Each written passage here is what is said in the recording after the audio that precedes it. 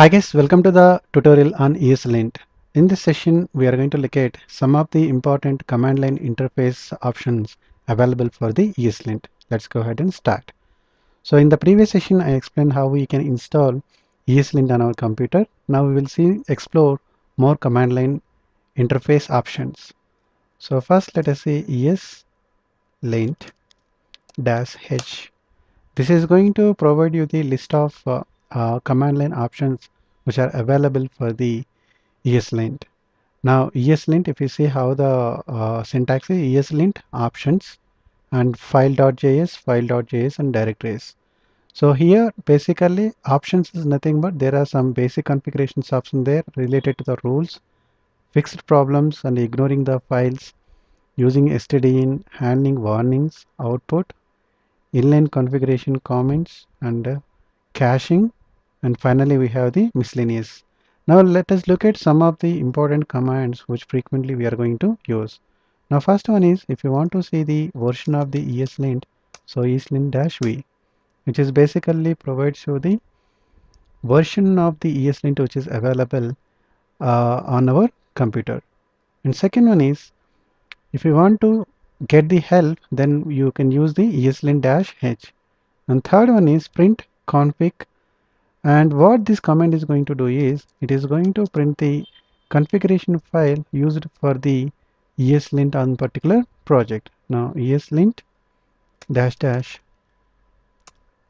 print config, and here the configuration file which used for this particular project is ESLint rc.json file. Now you just give this file name, then automatically it is going to read this configuration file and it will provide the information on the configuration file, which basically having the what is our environment, what are the rules it has contains in this particular configuration file, and also parser information and the extent ESLint recommended. And let us look at some more options. ESLint-h. Now if you want to provide which configuration file you have to use, then you can use the -e option. That means currently for this project we have only one configuration file, that is ESLint-c, and configuration file is ESLint JSON, and the file is residing in src/test.js. Now in order to run this particular, now when ESLint is trying to analyze the JavaScript file, then it is going to use the ESLint.json, and it is going to read this particular JSON file, and based on these rules whatever it is set up, and it is going to run the rules against this particular test.js. Now if you see here what happened is I try to use this configuration file, but we are getting the error message saying like warning, file ignored because of the matching ignored pattern. Now for example, if you in your project, if you have any requirement you want to ignore certain files, then you need to create one file with .eslint ignore file, and here you can specify the whichever the patterns you want to ignore as part of the ESLint analysis. Now in this case I have two, if I see my source code directory, I have two JavaScript files. One is in the src folder, another one is the test folder. Now in order to demo purpose I ignored both the files. So that is the reason what happened is when I use the ESLint using the configuration .eslint rc.json, which basically contains the set of rules which are going to use for this analysis for the ESLint analysis. If I use this one, so this is the rules which are available to in the configuration file. Now as I given these two, whatever the folder I have given, it is already part of the ignore file pattern, that is that it is not recognizing. So in order to override this particular setting, you just need to say no ignore. Now this is going to basically ignore the whatever the patterns we provided in this .ESLint ignore file, and will start analyzing this project. Okay, and the next important command is, let me see, ESLint h, and next one is the env, environment. So environment is basically tells you when we are creating this configuration file, it will ask you for whether it is a Node.js, or it is a browser, or it is a jQuery. So this type of environment we basically provides. So that environment you can set by using this particular configuration. So ESLint env, and you can say node and src slash test.js. Now the environment, considerably it is going to use, sorry, let me do, no, ignore. Now if I run this particular command again, then the environment is considered as a node. When you are running the project with the node, then based on that the analysis will be done.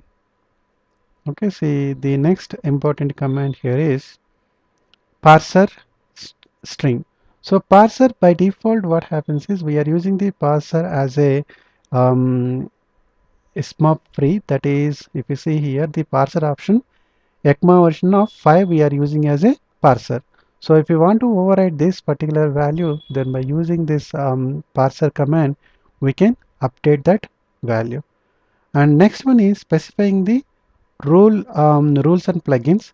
Here if you want to provide any rules directory, then you can use dash dash rule directory, because by default what happens is it is going to look for the rules which are available as part of the configuration file, that is .eslint.rc.json. In this case it is going to be provided with this using this configuration file. Basically the analysis will start. If you want to provide the different rule, then you can create a separate file, and you can provide the path for that particular rules where you have specified it. And another important command is dash dash fix. What this command is going to do is, now for example in my use case there are certain errors it is showing.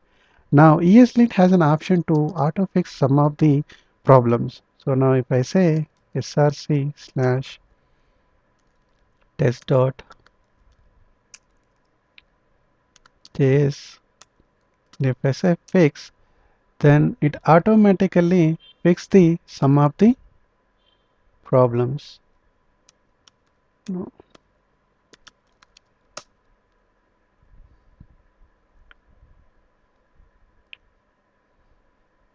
Okay, now if you see here, previously it has reported 12 problems, but by using, when I run this using the fix command, it actually resolves some of the problems, some of the errors automatically. That is the reason it's showing 8 problems. So when you use the fix command, there are certain rules which automatically have certain rules. When ESLint is going to run, it identify the few rules which is going to cause this code quality issue. There is a way it is going to fix those problems, and it will commit the files automatically. Okay, so for example, if you don't want the file changes needs to be happen on the source system, then you can say fix dry run.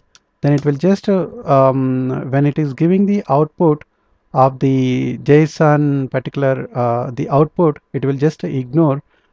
That means basically what happens is when you say fix dry run, after it analyzes the code, it will just run this fix, and it will not commit the changes to the original file.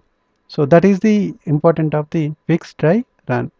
And another important option what we have is, let me remove these ignore pattern so that we can, every time it will not ask me for that option. So let me, for now I'm going to remove the ignore pattern list from this .eslint ignore.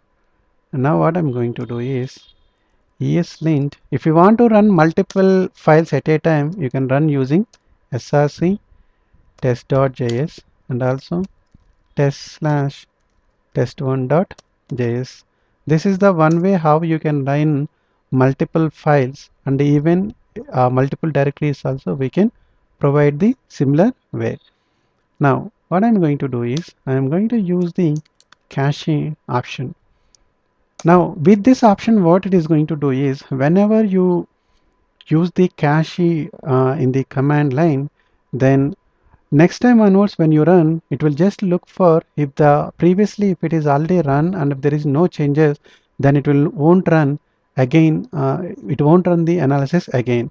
So now if I go to the source directory, and if you see here ESLint cache, so this is the file which basically maintains the information when you use the cache option. Once this cache option is maintained, how many times onwards you are going to run until if there is no change to the particular files in this source directories, then ESLint will not run those files, so that the performance of the ESLint can be improved. Okay, so this is the another important feature. ESLint dash h. And another one important point, another important command is about the output. Now currently when I run this ESLint, it is giving console in the one particular format. If you want to change this type of format, then say -f, and you can specify the different type of outputs it is going to support. Now this is going to give you in the form of JSON format. Now if you want to set in the form of HTML, then -f HTML. Okay, it is going to return you in the HTML format. And if you want tab, this is going to be provided in the another way of representation. Okay, so this is the tab. And similarly we have Textiles. This is the another important format you can use. This is the one format. And also we have stylish command. This is going to give you output in a different way. Similarly we have check style.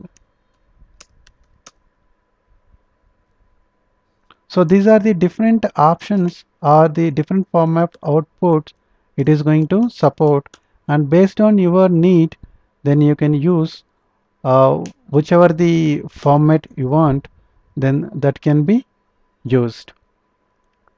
And similarly we have table format. For example, if you want to see in the form of table, then it will be having table option. Now basically this output can be comes in a different type of formats, and based on your needs you can change this output format. And similarly you have format supported like Unix format it is going to support. This is the unique support. And also we have support for the Visual Studio.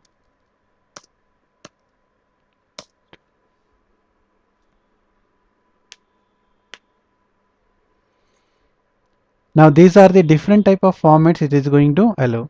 And for example, now you have a requirement where you want to export this particular JSON to a different type of, you want to export this console data to a particular file. Then what you can do is -f. Now let us consider it is going to return me the JSON file, and I say output -o, and you can specify wherever you want the path. For now I'm going to export to the current directory, so I'll say output.json. so this is going to basically export as a JSON file, whatever the format it is coming the JSON, it will be exported with this output.json. Now if we go to the directory and see the output.json, we can see the whatever the report it has basically have this output.json file. This is the format. And similarly, if you want to export it as a HTML, then just change this format to the HTML, and this is HTML.